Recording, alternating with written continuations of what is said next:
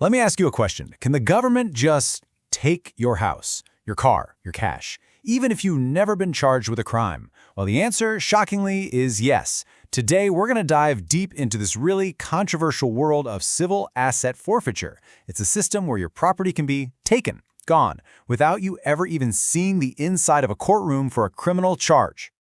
You know, Steve Forbes has a great quote about this. He calls it a pernicious procedure. And honestly, that really sets the stage perfectly. We're talking about a system that, well, it's like it operates in a parallel universe to the criminal justice system we all think we know. And it really challenges our most basic ideas about due process. Okay, to really get a grip on how this affects real people, let's look at a specific story. The story of a man named Stephen Lara.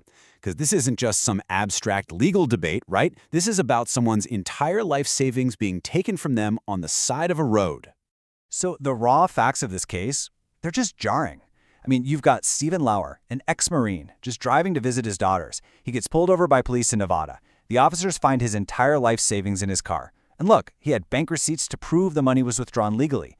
They didn't find any drugs, and they never, ever filed any criminal charges against him. And yet, they seized all of his money. Just took it. So you have to ask yourself, how is that even possible? Well, the answer lies in this really strange legal concept. This legal fiction that is the entire foundation of civil forfeiture. And it's a concept that basically turns our justice system completely on its head. So here's how they do it. It's called an in rem proceeding. And what this means is the government isn't actually suing you. No, it's suing your property. The case file literally won't say the state versus John Smith. It'll say something like the state versus 2004 Chevrolet Silverado.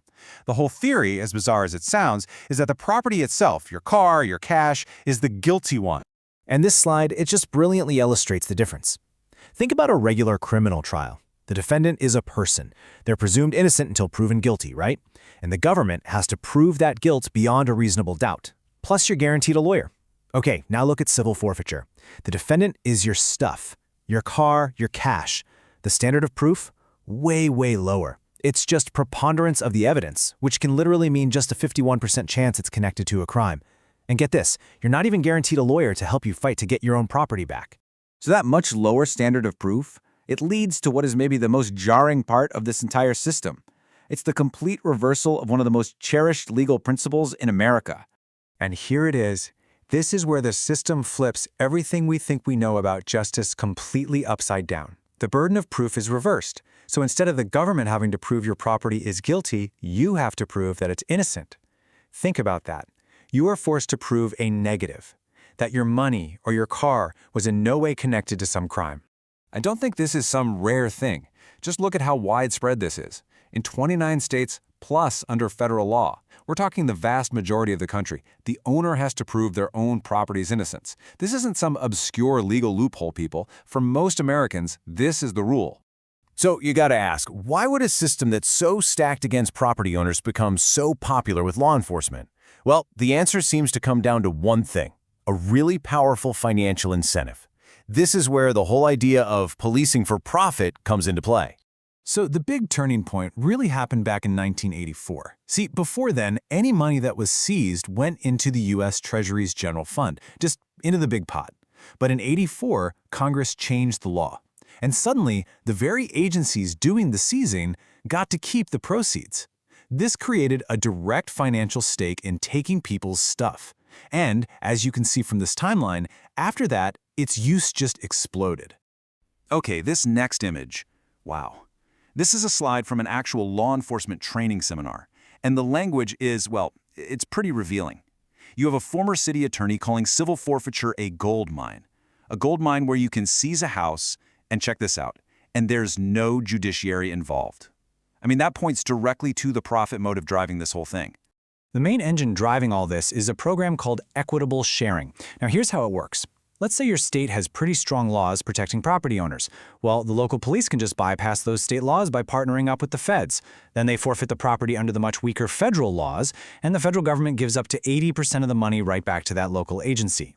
It's what Steve Forbes calls a kickback, and it basically lets police shop around for whichever laws are most profitable for them. And all that profitability, it's created a massive multi-billion-dollar system. Seriously, the numbers we're about to look at are just staggering. All right, let's start with this one. Between the years 2000 and 2013, the Department of Justice paid out more than $4.7 billion to state and local police just through this equitable sharing program. That is a colossal amount of money flowing directly into police department budgets, totally outside of the normal process of getting funding from lawmakers. This next number really shows you which system law enforcement prefers to use. A whopping 87% of all DOJ forfeitures were civil, not criminal. And you have to ask why, right? Well, it's because the standard of proof is so much lower and you don't even need a criminal conviction. It's just a much easier path to the money. Okay, but this might be the most shocking statistic of all. Of all of those civil cases, a staggering 88% were what's called administrative. What does that mean? It means the owner never even challenged the seizure, usually because they couldn't afford a lawyer or figure out the incredibly complex process. So what happens? Their property was forfeited automatically. No judge, no hearing, no day in court. Just gone. And this really is the bottom line. Look at this. In 1986, right after that law changed, the DOJ's forfeiture fund took in about $94 million. Okay, by 2014, that number had ballooned to $4.5 billion.